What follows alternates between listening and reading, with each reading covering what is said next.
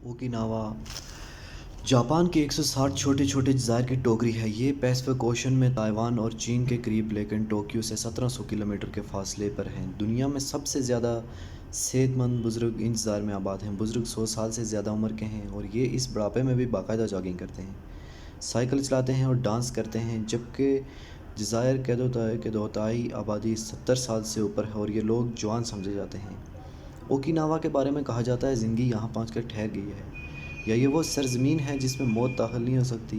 या अगर आप ज़िंदगी को समझना चाहते हैं तो फिर ओकिनावा जाएं, आपको हयात की पूरी फ़िलासफ़ी समझ आ जाएगी। ये भी कहा जाता है कि अल्लाह ताला ने ज़िंदगी अरबों इंसानों को दी, लेकिन ज़िंदगी को गुजारने का फ़न सिर्फ़ ओकिनावा के लोगों को दिया।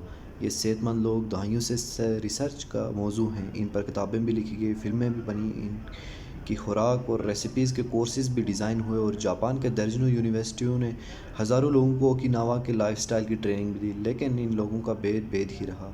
दुनिया इन लोगों का फ़न नहीं सीख सकी। ताहम ओकिगाई बड़ी हद तक ओकिनावीन लाइफस्टाइल की वजाहत करता है। अब सवाल यह है कि ओकिगाई क्या चीज़ है।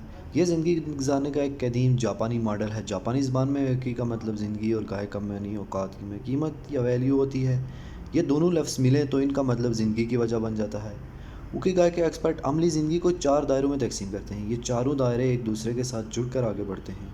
पहले दायरे में वो चीज़ें आती हैं जिन्हें हम दिल से करना चाहते हैं। दूसरे दायरे में वो फ़न आते हैं हम जिनके माहिर होते हैं। तीसरे दायरे में वो काम आते हैं जिनसे हम पैसा कमाते हैं। और चौथे दायरे में वो चीज़ें आती हैं जिनकी दुनिया हमसे तवक्को करती है। ये लोग समझते हैं पहला और दूसरा दायरा मिलकर जज्बा पैशन बनता है, दूसरा और तीसरा मिलकर रोज़गार प्रोफेशन, तीसरा और चौथा मिलकर हुनर वोकेशन, और चौथा और पहला मिलकर मकसद मिशन बनता है। और इंसान जब तक इन चारों दायरों को जोड़ नहीं लेता, ये उस वक्त तक मुतमईन और कामयाब ज़िंदगी नहीं गुजार सकता। और इन लोगों का ख्याल है कि ओकिनावा के लोग ओकिगाई के मुताबिक ज़िंदगी गुजार रहे हैं, चनाचा इनकी उम्रें भी लंबी हैं और ये दुनिया में सबसे ज़्यादा मुतमईन और खुश भी हैं। ओकिगाई के एक्सपर्ट कहते हैं ये लोग चारों दायरे मुकम्मल करने के बाद 6 काम करते हैं। ये इनकी रूटीन होती है।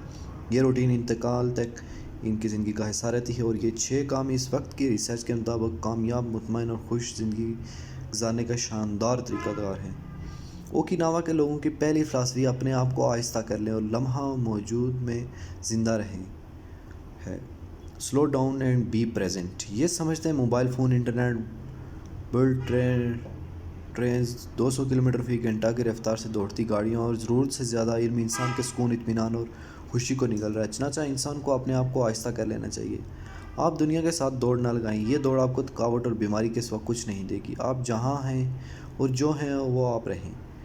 ये बहुत बड़ी बदनसीबी होती है। आप चाय या कॉफ़ी पी रहे हैं, गार्डन में बैठे हैं, या आपके सामने आपका कोई दोस्त बैठा है, लेकिन आप उसकी गुफ्तगू सुनने या फूलों के रंग और खुशबू महसूस करने या कॉफ़ी या चाय के जायके से लुत्फ़अंदोज़ होने के बजाय और आपका दिमाग कहीं और दूर भटक रहा है।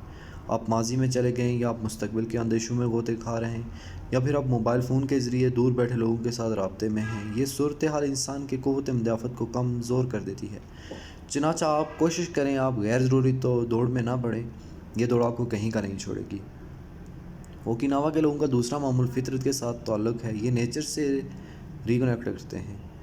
रोज़ाना बागों में जाते हैं, नदियों और नालों के साथ बैठते हैं, साहिल समुंदर के साथ साथ वॉक करते हैं और दरख्तों और पौधों के साथ वक्त गुजारते हैं। ये समझते हैं अल्लाह ने इंसान को तवानाइयों फ़ितरत में रख दी हैं। हम जब फ़ितरत के साथ कनेक्ट करते हैं तो हमारे जिस्म में बिजलियाँ बढ़ जाती हैं और हम ज़्यादा मुतमईन और खुश हो जाते हैं। और ये जंगल को गुसल खाना समझते हैं, लिहाजा ये दरख्तों में घूमने फिरने को फॉरेस्ट बाथ कहते हैं।